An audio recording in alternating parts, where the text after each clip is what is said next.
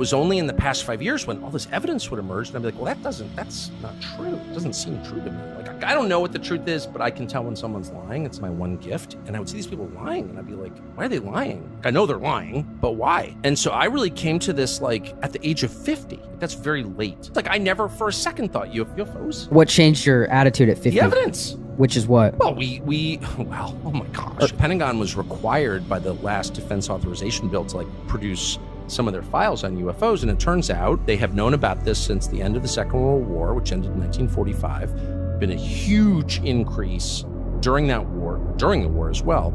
Huge increase in UFO sightings, in UFO crashes, and it turns out the federal government has been tracking this for 80 years and lying about it. So why? Well, that's a great question, and I can't answer it. Theories, but I don't know. But here's what I learned. The first question is this real? Or am I just being a crazy person who's spending too much time on the internet? Well, this summer, we got a call. We didn't reach out. This person called us. Lexi, who's standing right there, who's a genius, one of our producers, gets this call from this guy who's a tenured Stanford medical school professor. And he wants to come on the show. Now, this guy has a couple patents, and so he's rich. And he's got tenure at one of the most prestigious schools in the world. So, like, he's not a flake. He comes on and he's like, 11 years ago, the US government reached out to me because I'm an expert on head injuries, on brain injuries, traumatic brain injuries. As a physician, they had all these court cases from families of US servicemen, over 100, who'd been killed by UFOs. The Department of Defense was refusing to give them death benefits or medical benefits. And he's like, so they're in the courts. And I was like, there are over 100 servicemen killed by UFOs? Like, what? He's like, yeah. And there are court cases about it. I'm like, why isn't this on the front page of the New York Times? I don't know. But he goes, I'm involved in it. I'm one of the researchers. I'm the expert witness in these cases. Holy shit. What does that mean? And he's like, for example, UFOs appear to be attracted for whatever reason to nuclear energy. So at nuclear missile bases in the upper Midwest, for example, nuclear-powered aircraft carriers, nuclear-powered submarines are all getting buzzed by these objects, including underwater. And in a number of cases, these things have landed on military bases, including famously in Germany, in West Germany in the 70s, and servicemen have approached them. Like, what is this thing? There's this like giant glowing thing on the base. And they approach and they get traumatic brain injury. Like, they are rendered. Like, they get brain damage or they're killed. And he studied their brains. And they have, this is all totally real. This is the Department of Defense, dude. And they've all had this damage from some kind of powerful energy that we cannot identify. So then this guy's like, wow, he's just a scientist. He never believed in UFOs. He's like, this is real. I cannot believe this is real. This is like crazy. He should do research on it. He's still at Stanford. And it turns out that actually, yes, these things have been shot down and crashed, and the US government has the wreckage, and it's being held by defense contractors, Raytheon, Lockheed, which are big independent companies, but they work for the US government. They're really part of the Department of Defense, but they're separate.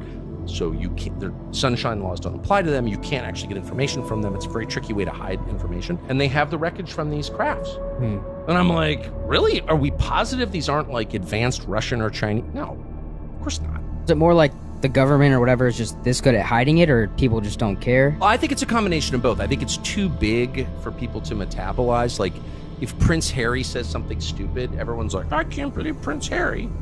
Because, like, that's manageable. You can, like, oh, this douchey fake prince with his stupid wife from Santa Monica. Like, I get that. But the idea that we're not alone in the universe and we're getting buzzed by these objects whose behavior defies physics, like, that just explodes too many categories in my head. I just can't deal with it. And I think that's part of it. But I'll tell you this, the most interesting from my perspective, I don't know if it's a consensus, but a lot of people, serious people, not crazy people, who study this stuff, US government employees, seem to believe that these objects are coming from under the oceans. So the conventional view is they're coming in from outer space. There's not actually a lot of, something enters the atmosphere, we can see it on satellite, and there's not any evidence of that, actually. Maybe it's happening, but we don't know that it is. There's a lot of evidence these things are coming out of the ocean, including videotape, of these objects coming out of the water at high speed, or even more amazing, descending at Mach 3 into the water. And then, of course, we have a huge submarine fleet. What the fuck? Then we have a huge submarine fleet, American, but also Chinese and Russian, underwater with pretty sensitive measurement devices, sonar, etc. And they have recorded these objects doing hundreds of knots underwater. So, like, let's just stop there. Wait, what's knots? It's 1.1 miles per hour. It's a way that we measure objects in the water. It's 1.1 miles. It's a little more than mile per hour, and a mile is a measurement that we use in the United States. Right. It's distinct from a kilometer, Still which learning. I think is right. Yeah. Common in Canada. But anyway, these things are moving at impossibly high speeds. So let's just apply common sense for 1 second.